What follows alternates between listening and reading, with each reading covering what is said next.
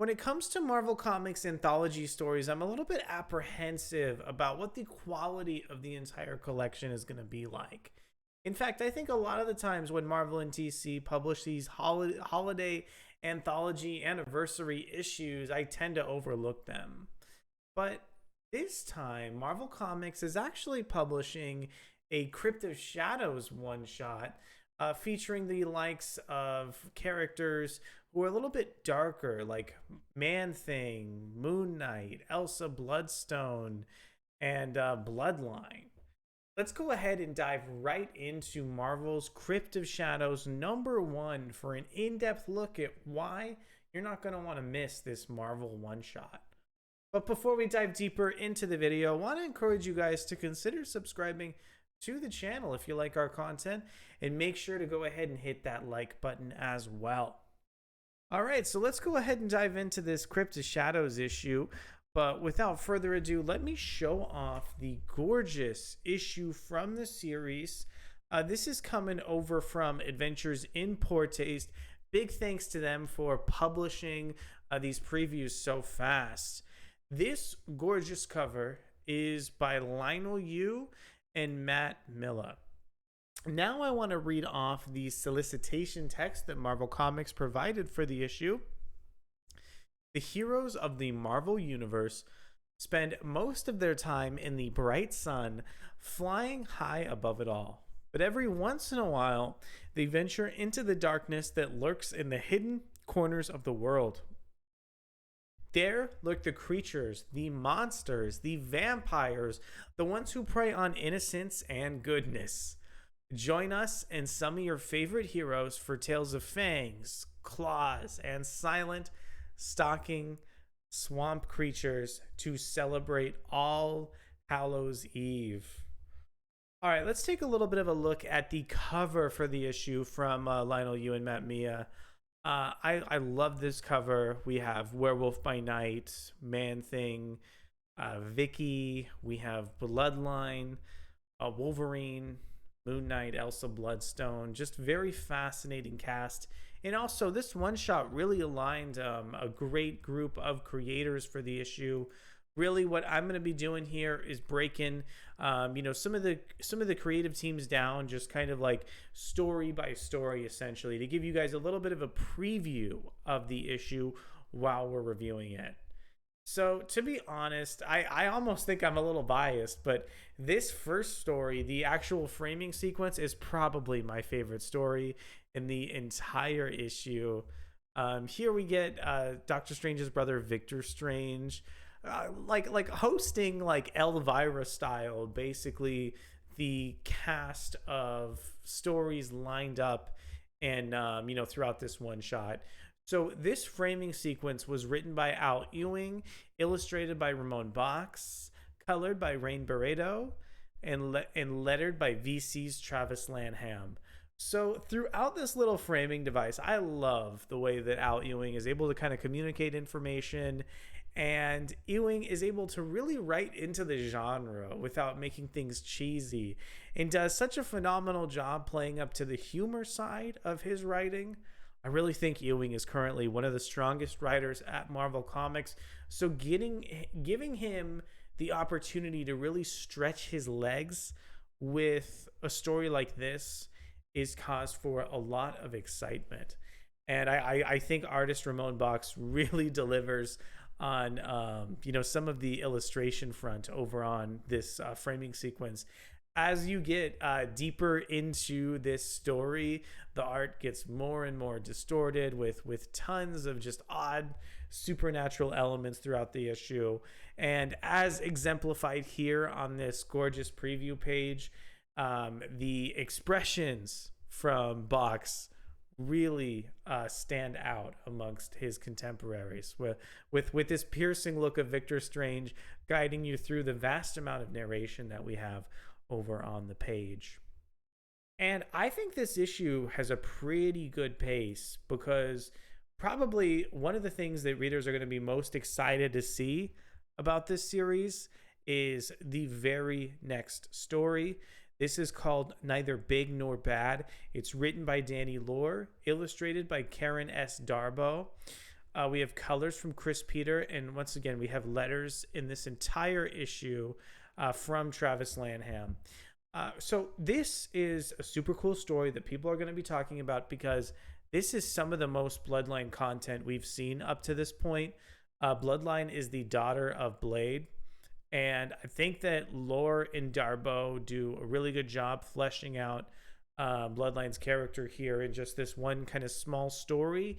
This is a really good story that has kind of a Batman Beyond style vibe, almost going back to that old cartoon where there's like a kind of a seedy backstory. There's like a chilling kind of dark magic element, and I'm thrilled that Marvel has a comic book skewing a little bit younger at that sort of audience, because I think that's got so much potential here. I think the biggest winner in this story is the art from Karen Darboe. This is just so dark and so, but also light at the same time. There's really a fantastic sense of cognitive dissonance here, and just kind of gorgeous to see all these things conflicting with each other on the page. As element from the only page that we have here, the compositions, the page layouts from Darboe are just extraordinary. So one more thing to keep an eye on here. This next story, Werewolf by Moonlight, is written by Rebecca Roanhorse, illustrated by Geoff Shaw, colored by Arif Prianto. Again, it's lettered by VC's Travis Lanham. This story is fun because Geoff Shaw is drawing a Werewolf by Night chapter, and Geoff Shaw's art is just absolutely tremendous, absolutely phenomenal. I thought maybe the story in this was a little thin from Roanhorse, but definitely not bad. And also really clever to see the inclusion of another character kind of so deep into the issue as well. So again, if you're really big on art, I think there's something to be said about this particular chapter and the gorgeous Geoff Shaw compositions. I mean, look at this transformation into a werewolf. It's just absolutely gorgeous, absolutely stunning here. So this next chapter, called Skin Crawl, is written by Chris Cooper and has art from Ibrahim Moustafa. This is a pretty solid story focusing on Morbius and Vicky, who's a character who I learned a little more about reading this issue. They do have an interesting relationship. Then I really enjoyed the art from Ibrahim Moustafa, I think most of all in this chapter. Those really strained expressions and basically relationships come out throughout this series and look really fantastic. I like the horror elements from Chris Cooper. But at the end of the day, I did think this story was like a little bit thin compared to some of the others in this Crypt of Shadows one-shot here. I really enjoyed the Down the Rain story from Chris Condon and Fran Galan. This was a really fun Elsa Bloodstone story that has some pretty interesting cameos and goes down a direction that I wouldn't thought that it would. It has a little bit of a surprise kind of twist ending. And as you can see from the page that we're looking at right now, have some really gorgeous artwork from Fran Galan.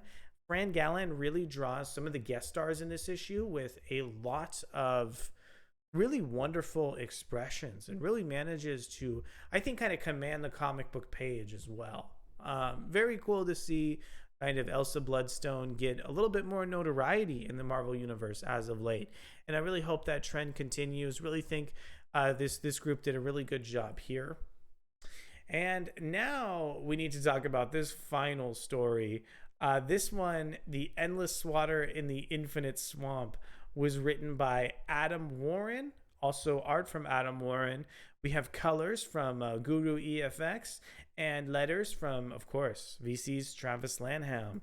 So this story is probably, next to Crypt of Shadows, the best story in the issue. Essentially, this is a knockdown, drag-out fight between Laura Kinney as Wolverine and the Man-Thing. Just the direction that this story goes in and the justification for this page that you're reading, which actually happens in the next couple pages, is very wild. It's really wonderful to see Warren utilized in this way for this particular issue, because I wouldn't have expected Marvel to frankly go this hard in the first place. I think this is a really phenomenal use of like the comic book page. I think Adam Warren in a lot of these stories really goes for it and really kind of has that, you know, tenacity that I think Marvel needs more of. I would love to see Warren on a like more mainstream Marvel Comics run in the first place. But overall, I think that this is a really solid group of stories in this Crypt of Shadows one-shot.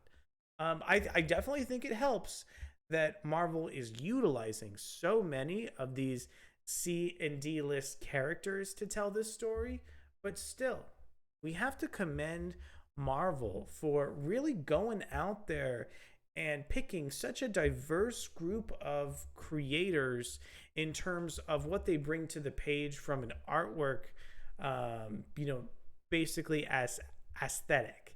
And I want to know what you guys thought about this issue. Did you enjoy this Crypt of Shadows one shot as much as I did? I want you to let me know down in the comments below.